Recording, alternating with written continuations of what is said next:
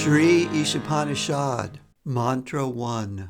Isvasyam idam sarvam yatkincha jagatyam jagat tena chaktena bunshita magridakashasvidanam. Everything animate or inanimate that is within the universe is controlled and owned by the Lord. One should therefore accept only those things necessary for himself, which are set aside as his quota, and one should not accept other things, knowing well to whom they belong. Purport by His Divine Grace Srila A. Bhaktivedanta Swami Prabhupada. Vedic knowledge is infallible because it comes down through the perfect disciplic succession of spiritual masters, beginning with the Lord himself.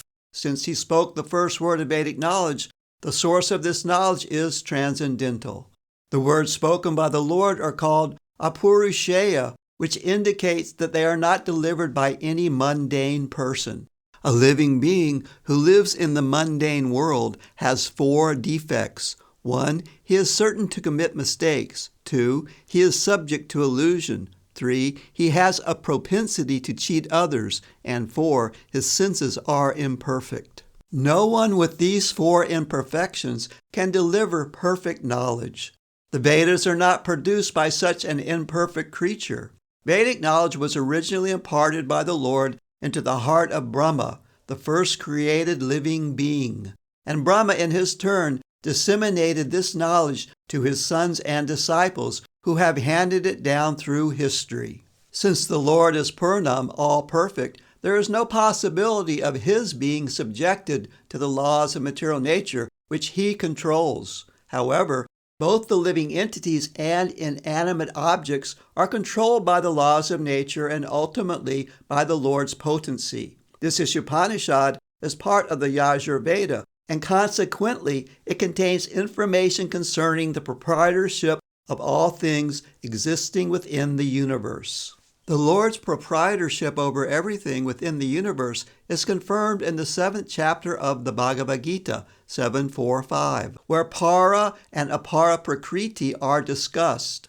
The elements of nature, earth, water, fire, air, ether, mind, intelligence, and ego, all belong to the Lord's inferior material energy, apara prakriti, whereas the living being, the organic energy, is his superior energy, para prakriti.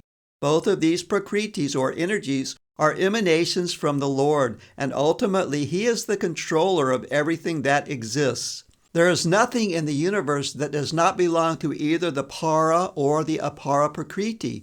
Therefore, everything is the property of the Supreme Being. Because the Supreme Being, the absolute personality of Godhead, is the complete person, he has complete and perfect intelligence to adjust everything by means of his different potencies. The Supreme Being is often compared to a fire, and everything organic and inorganic is compared to the heat and light of that fire. Just as fire distributes energy in the form of heat and light, the Lord displays his energy in different ways. He thus remains the ultimate controller, sustainer, and dictator of everything. He is the possessor of all potencies, the knower of everything, and the benefactor of everyone. He is full of inconceivable opulence, power, fame, beauty, knowledge, and renunciation. One should therefore be intelligent enough to know that except for the Lord, no one is a proprietor of anything. One should accept only those things that are set aside by the Lord as his quota. The cow, for instance, gives milk, but she does not drink that milk. She eats grass and straw, and her milk is designated as food for human beings. Such is the arrangement of the Lord. Thus, we should be satisfied with those things he has kindly set aside for us, and we should always consider to whom those things we possess actually belong. Take, for example, our dwelling, which is made of earth, wood, stone, iron, cement, and so many other material things. If we think in terms of Sri Upanishad, we must know that we cannot produce any of these building materials ourselves. We can simply bring them together and transform them into different shapes by our labor. A laborer cannot claim to be a proprietor of a thing just because he has worked hard to manufacture it. In modern society, there's always a great quarrel between the laborers and the capitalists. This quarrel has taken an international shape, and the world is in danger. Men face one another in enmity and snarl just like cats and dogs. Sri Upanishad cannot give advice to the cats and dogs, but it can deliver the message of Godhead to man through the bona fide acharyas, holy teachers. The human race should take the Vedic wisdom of Sri Upanishad and not quarrel over material possessions. One must be satisfied with whatever privileges are given to him by the mercy of the Lord. There can be no peace if the communist or capitalist or any other party claims proprietorship over the resources of nature, which are entirely the property of the Lord. The capitalists cannot curb the communists simply by political maneuvering, nor can the communists defeat the capitalists simply by fighting for stolen bread. If they do not recognize the proprietorship of the Supreme Personality of Godhead, all the property they claim to be their own is stolen. Consequently, they will be liable to punishment by the laws of nature. Nuclear bombs are in the hands of both communists and capitalists, and if both do not recognize the proprietorship of the Supreme Lord, it is certain that these bombs will ultimately ruin both parties. Thus, in order to save themselves and bring peace to the world, both parties must follow the instructions of Sri Isopanishad. Human beings are not meant to quarrel like cats and dogs. They must be intelligent enough to realize the importance and aim of human life. The Vedic literature is meant for humanity and not for cats and dogs. Cats and dogs can kill other animals for food without incurring sin.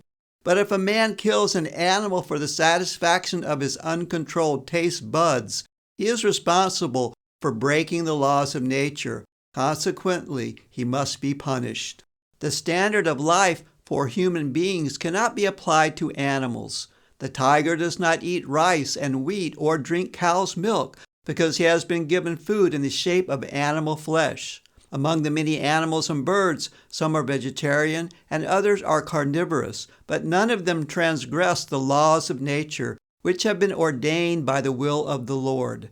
Animals, birds, reptiles, and other lower life forms strictly adhere to the laws of nature. Therefore, there is no question of sin for them, nor are the Vedic instructions meant for them.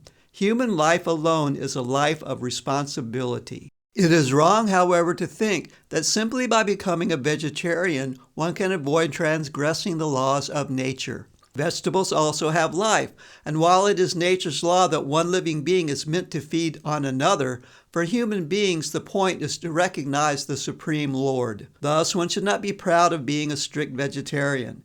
Animals do not have developed consciousness by which to recognize the Lord, but a human being is sufficiently intelligent to take lessons from the Vedic literature and thereby know how the laws of nature are working and derive profit out of such knowledge. If a man neglects the instructions of the Vedic literature, his life becomes very risky. A human being is therefore required to recognize the authority of the Supreme Lord and become his devotee. He must offer everything for the Lord's service and partake only of the remnants of food offered to the Lord. This will enable him to discharge his duty properly. In the Bhagavad Gita 9:26, the Lord directly states that he accepts vegetarian food from the hands of a pure devotee. Therefore, a human being should not only become a strict vegetarian, but should also become a devotee of the Lord, offer the Lord all his food, and then partake of such prasadam, or the mercy of God. Only those who act in this way can properly discharge the duties of human life. Those who do not offer their food to the Lord eat nothing but sin and subject themselves to various types of distress, which are the results of sin. Bhagavad Gita 3:13. The root of sin is deliberate disobedience to the laws of nature through disregarding the proprietorship of the Lord. Disobeying the laws of nature or the order of the Lord brings ruin to a human being. Conversely, one who is sober, who knows the laws of nature, and who is not influenced by unnecessary attachment or aversion, is sure to be recognized by the Lord and thus become eligible to go back to Godhead, back to the eternal home.